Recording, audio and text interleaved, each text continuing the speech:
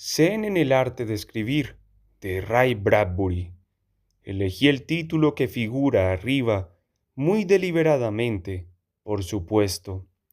La variedad de las posibles reacciones debería garantizarme alguna multitud, aunque solo sea de mirones curiosos, de esos que vienen a apiadarse y se quedan a gritar. Para asegurarse una atención boquiabierta, el viejo curandero de feria que solía ambular por nuestro país utilizaba caliope, tambor y un indio pies negros. Espero que a mí se me perdone usar el zen de modo muy semejante, al menos al principio, pues al final quizá descubran que en el fondo no es un chiste. Pero pongámonos serios por etapas. Ahora que ya los tengo aquí, ante mi plataforma, ¿qué palabras pondré a la vista pintadas en letras rojas de 3 metros de alto? Trabajo. Esta es la primera palabra. Relajación. Esta es la segunda, seguida de dos finales. No pensar. Ahora bien, ¿qué tienen que ver estas palabras con el budismo zen? ¿Qué tienen que ver con la escritura y conmigo? Pero muy especialmente, ¿qué tienen que ver con ustedes? Antes que nada, echemos una larga mirada a trabajo, esa palabra levemente repulsiva. Sobre todo, es la palabra alrededor de la cual girará la carrera de ustedes durante toda la vida. Empezando ahora, cada uno de ustedes debería volverse no un esclavo, término demasiado mezquino, sino un socio. Cuando consigan que la existencia y el trabajo sean experiencias copartícipes, la palabra perderá su aspecto repulsivo. Dejen que me detenga aquí un momento a hacer unas preguntas. ¿Por qué en una sociedad de herencia puritana tenemos hacia el trabajo sentimientos tan ambivalentes? No estar ocupados nos da culpa, ¿verdad? Pero por otro lado, si sudamos en exceso, nos sentimos manchados. Solo puedo sugerir que a veces nos inventamos un trabajo, una actividad falsa para no aburrirnos, o peor aún, se nos ocurre trabajar por dinero. El dinero se vuelve el objetivo, la meta, el fin y el todo. Y el trabajo, importante solo como medio para ese fin, degenera en aburrimiento. ¿Cómo puede sorprendernos que lo odiemos tanto? Al mismo tiempo, otros, los más presuntuosos, han alentado la noción de que basta una pluma, un trozo de pergamino, una hora ociosa al mediodía, un soucom de tinta primorosamente estampado en papel, si hay un vaho de inspiración, siendo dicha inspiración, con demasiada frecuencia, el último número de The Canon Reviet o cualquier otro trimestral literario. Unas pocas palabras por hora, unos párrafos grabados por día, y Boilat, somos el creador, o mejor todavía, Joyce, Kafka, Sartre. No hay nada que supere a la creatividad verdadera. No hay nada más destructivo que las dos actitudes descritas arriba. ¿Por qué? Porque las dos son formas de mentir. Es mentiroso escribir para que el mercado comercial nos recompense con dinero. Es mentiroso escribir para que un grupo snot y cuasi literario de las gacetas intelectuales nos recompense con fama. Hace falta que les cuente cómo rebosan las revistas literarias de jóvenes que se convencen de que están creando cuando lo único que hacen es imitar los arabescos y floreos de Virginia Woolf, William Faulkner o Jack Kerouac. Hace falta que les cuente cómo rebosan las revistas femeninas y otras publicaciones comerciales de jóvenes que se convencen de que están creando cuando lo único que hacen es imitar a Clarence Budditon, Kellan, Aniat Seton o Sass Romer? El mentiroso de vanguardia piensa que será recordado por una mentira pedante. A la vez el mentiroso comercial, en su nivel, piensa que si él se tuerce, es porque el mundo está inclinado. Todo el mundo camina así. Bien, me gustaría creer que a nadie que lea el presente artículo le interesan estas formas de la mentira. Cada uno de ustedes, interesado en la creatividad, quiere entrar en contacto con aquello de sí mismo que es auténticamente propio. Quieren fama y fortuna, sí, pero solo como premio por un trabajo sincero y bien hecho. La notoriedad y la cuenta abultada deben llegar cuando todo lo demás ya ha concluido. Es decir, que mientras uno está ante la máquina, no ha de tenerlas en cuenta. Quien las tiene en cuenta miente de una de las dos formas, bien para complacer a un público minúsculo, capaz de apalear una idea hasta la insensibilidad y al cabo matarla, o a un público amplio que no reconocería una idea aunque ésta le diese un mordisco. Se habla mucho de los que se someten al mercado, pero no lo suficiente de los que se someten a las camarillas.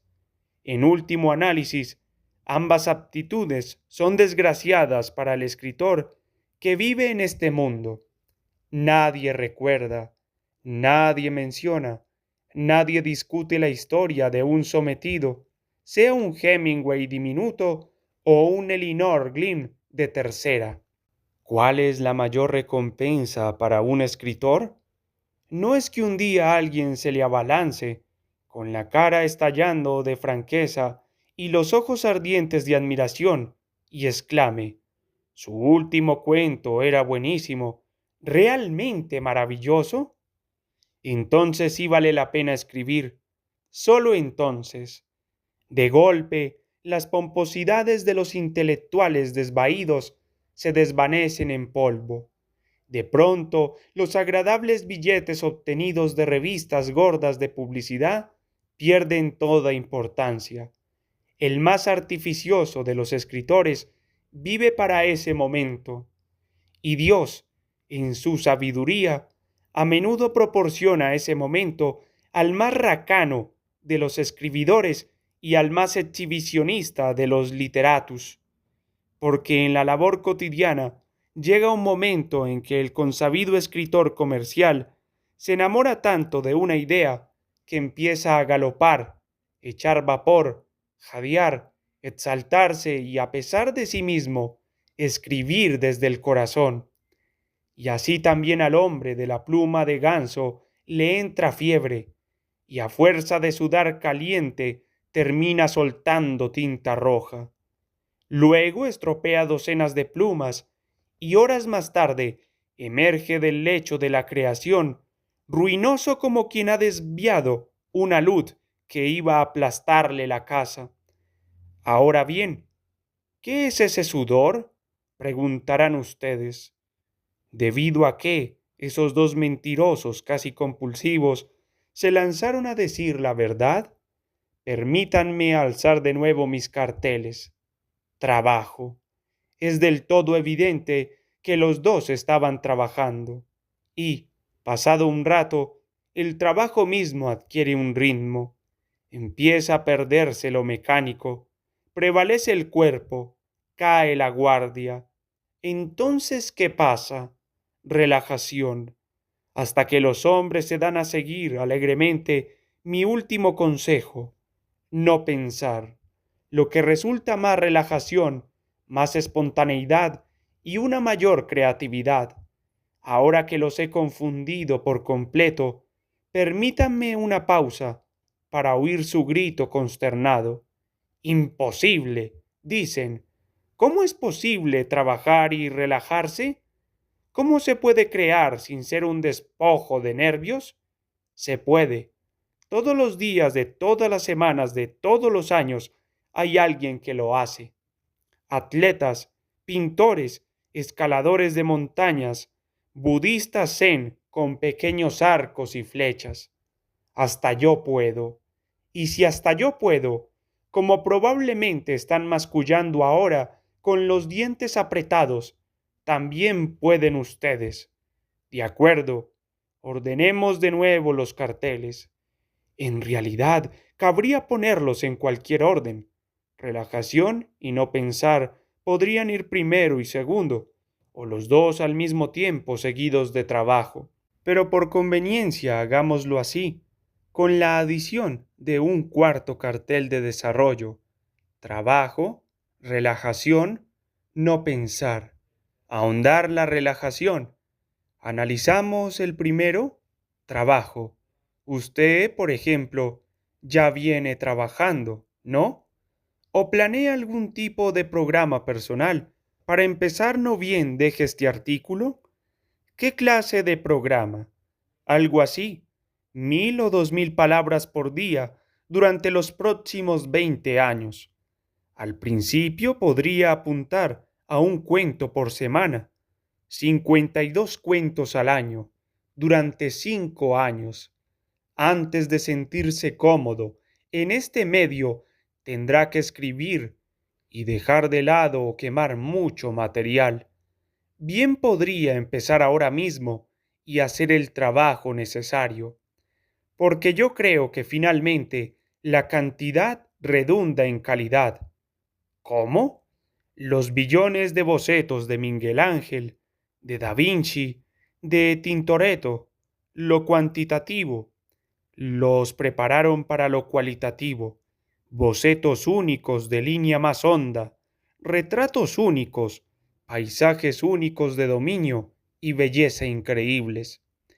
El gran cirujano disecciona y vuelve a diseccionar 1.000, 10.000 cuerpos, tejidos, órganos, preparando así por la cantidad el momento en que lo importante sea la calidad, aquel en que tenga bajo el cuchillo una criatura viva. El atleta llega a correr 10.000 kilómetros para prepararse para los 100 metros. La cantidad da experiencia. Solo de la experiencia puede surgir la calidad. Todas las artes, grandes y pequeñas, son la eliminación del exceso de movimiento en favor de la declaración concisa. El artista aprende a omitir. El cirujano sabe ir directamente a la fuente del problema, evitar pérdidas de tiempo y complicaciones. El atleta aprende a conservar la energía y aplicarla en cada momento en un lugar distinto, a utilizar un músculo y no otro. ¿Es diferente el escritor? Creo que no. A menudo su arte estará en lo que no dice, lo que omite, en la habilidad para exponer simplemente con emoción clara y llevarla a donde quiere llegar. El trabajo del artista es tan largo, tan arduo, que un cerebro que vive por su cuenta acaba desarrollándose en los dedos. Lo mismo para el cirujano, cuya mano esbozará salvadores dibujos, como la mano de Da Vinci, pero al final en la carne del hombre. Lo mismo para el atleta, cuyo cuerpo acaba por educarse y se convierte él mismo en mente. Por el trabajo, por la experiencia cuantitativa, el hombre se libera de toda obligación ajena a su tarea inmediata. El artista no tiene que pensar en los premios de la crítica ni en el dinero que obtendrá pintando. Tiene que pensar en la belleza de este pincel preparado a fluir si él lo suelta. El cirujano no ha de pensar en los honorarios, sino en la vida que palpita bajo sus dedos. El atleta debe ignorar a la multitud y dejar que su cuerpo corra por él.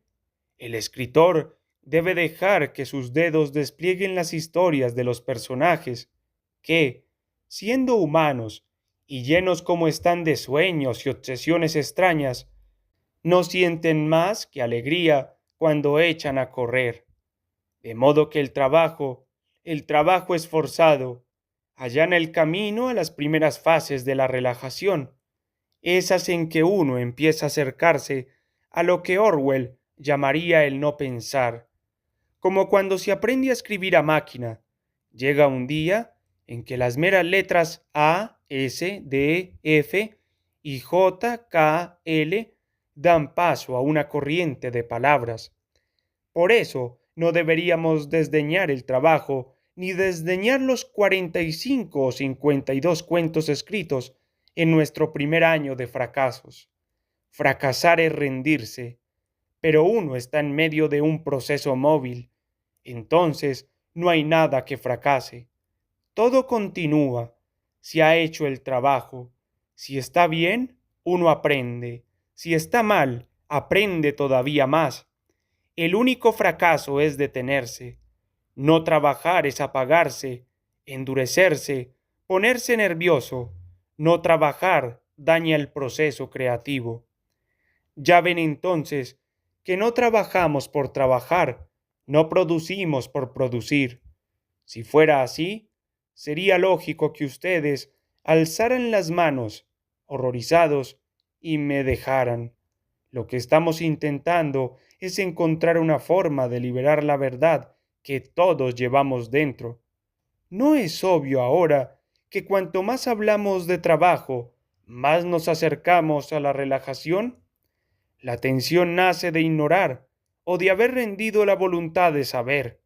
El trabajo, porque da experiencia, se convierte en nueva confianza y finalmente en relajación. Una relajación, una vez más, de tiempo dinámico, como en la escultura, cuando el artista no necesita decir a sus dedos lo que tienen que hacer. Tampoco el cirujano aconseja el bisturí, ni el atleta aconseja el cuerpo. De repente se alcanza un ritmo natural. El cuerpo piensa solo. Volvamos pues a los tres carteles. Júntenlos en el orden que quieran. Trabajo, relajación, no pensar. Antes separados, ahora se juntan en un proceso, porque si uno trabaja, termina relajándose y al final no piensa. Entonces y sólo entonces opera la verdadera creación. Pero sin un pensamiento correcto, el trabajo es casi inútil. Me repito, pero el escritor que quiera pulsar la verdad más amplia que hay en él debe rechazar las tentaciones de Joyce o Camus o Tennessee Williams, tal como las exhiben las revistas literarias. Debe olvidarse del dinero que lo espera en las revistas populares. Debe preguntarse qué piensa realmente del mundo, qué ama, teme u odia, y empezar a vertirlo en papel. Luego, a través de las emociones, con el trabajo sostenido durante un largo periodo, la escritura se hará más clara. El escritor empezará a relajarse porque estará pensando bien, y el pensamiento se hará más correcto aún porque él estará relajado. Se volverán los dos intercambiables. Por fin el escritor empezará a verse, de noche, de lejos, la fosforescencia de sus adentros arrojará sombras en la pared. Por fin el chorro, la agradable mezcla de trabajo, espontaneidad y relajación será como la sangre en un cuerpo, fluyendo del corazón porque ha de fluir, en movimiento porque ha de moverse. ¿Qué intentamos develar en este flujo? Lo único irreemplazable en el mundo, la única persona de la cual no hay duplicado, usted. Así como hubo un solo Shakespeare, un Molière, un Dr. Johnson, usted es ese bien precioso, el hombre individual, el hombre que todos proclamamos democráticamente, pero tan a menudo se pierde en el tráfago, incluso para sí mismo. ¿Cómo se pierde uno? Poniéndose metas incorrectas, como he dicho, ambicionando la fama literaria demasiado rápido, ambicionando dinero demasiado pronto. Pero deberíamos recordar que la fama y el dinero son dones que se nos otorgan solo después de que hayamos brindado al mundo nuestros dones mejores, nuestras verdades solitarias e individuales. Por el momento, tenemos que construir nuestra mejor trampa para ratones, sin atender al agujero que nos están abriendo en la puerta. ¿Qué piensa usted del mundo? Usted, Prisma, mide la luz del mundo, ardiente, la luz le pasa por la mente para arrojar en papel blanco una lectura estretoscópica diferente de todas las demás. Que el mundo arda a través de usted. Proyecte en el papel la luz rojo vivo del prisma. Haga su propia lectura espectroscópica. Descubrirá entonces un nuevo elemento, usted, y lo registrará gráficamente y le pondrá nombre.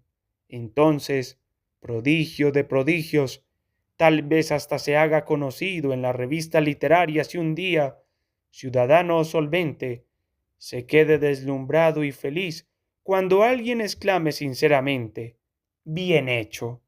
La sensación de inferioridad, pues, muy a menudo revela inferioridad verdadera en un oficio por simple falta de experiencia, de modo que trabaje, adquiera experiencia y así, lo mismo que el nadador se solaza en el agua, podrá estar a gusto en su escritura. En el mundo hay un solo tipo de historia, la suya. Si usted escribe su historia, posiblemente se la venda a una revista u otra. A mí, Weird Tales me ha rechazado cuentos que después envié y vendí a Harper's. Planet Stories me ha rechazado cuentos que vendía a Mademoiselle. ¿Por qué? Porque siempre he intentado escribir mi propia historia. Pónganles la etiqueta que quieran, llámenla ciencia ficción, fantasía, policial o western. En el fondo, todas las buenas historias son de una sola clase, la de la historia escrita por un individuo con una verdad propia. Esa historia siempre acabará en alguna revista, sea el Potts o Macalls, sea Austodin, Ciencia Ficción, Harper's Bazaar o The Atlantic. Me apresuro a añadir que para el escritor principiante, imitar es natural y necesario. En los años de preparación, el escritor debe elegir un campo donde crea que podrá desarrollar cómodamente sus ideas. Si su naturaleza se parece en algo a la filosofía de Hemingway, es correcto que imite a Hemingway. Si su héroe es Lawrence, seguirá un periodo de imitación de Lawrence. Si le gustan los western de Eugene Malebon Rhodes, en el trabajo se traslucirá esa influencia. En el proceso de aprendizaje, el trabajo y la imitación van juntos. Uno solo se impide volverse auténticamente creativo cuando la imitación sobrepasa su función natural. Hay escritores que tardan años en dar con la historia original que llevan dentro, otros apenas unos meses. Después de millones de palabras de imitación, a los 22 años, yo me relajé de repente y abrí la brecha a la originalidad con una historia de ciencia ficción que era enteramente mía. Recuerden que una cosa es escoger un campo de escritura y otra muy diferente, someterse dentro de ese campo. Si su gran amor es el mundo del futuro, parece adecuado que gaste su energía en la ciencia ficción. La pasión lo protegerá contra todo sometimiento o una imitación excesiva. No hay campo malo para un escritor. Lo único que puede causar daño grave son los diversos tipos de presunción. ¿Por qué en nuestra época, en cualquier época, no se escriben y venden más historias creativas? Principalmente, creo, porque muchos escritores ni siquiera conocen el modo de trabajar que he discutido aquí. Estamos tan acostumbrados a la dicotomía entre lo literario y lo comercial que no hemos etiquetado ni considerado la senda media, la vía que mejor conduce a la producción de historias igualmente agradables para los snobs y los escribas. Como de costumbre, hemos resuelto el problema o hemos creído que lo resolvíamos, apretujando todo en dos cajas etiquetadas. Cualquier cosa que no entre en alguna de las dos cajas no entra en ninguna parte. Mientras sigamos actuando y pensando así, nuestros escritores seguirán sujetos y maniatados por sí mismos. Entre una y otra opción está el gran camino, la vía feliz. Y ahora, seriamente, ¿les sorprende? He de sugerirles que lean ustedes un libro de Eugenia Harriel llamado El Zen y el arte del tiro con arco. Allí las palabras trabajo, relajación y no pensar u otras parecidas aparecen bajo diferentes aspectos y en marcos diversos. Yo no sabía nada del Zen hasta hace unas semanas. Lo poco que sé ahora, ya que quizá los intriguen las razones de mi título, es que también en este rubro, el arte de la arquería, tienen que pasar largos años para que uno aprenda la simple acción de tensar el arco y poner la flecha. Luego otros de preparación para el proceso, a veces tedioso y enervante, de permitir que la cuerda se suelte y la flecha se dispare. La flecha debe volar hacia un objetivo que nunca hay que tener en cuenta. No creo, después de un artículo tan largo, que deba mostrarles aquí la relación entre el tiro con arco y el arte del escritor.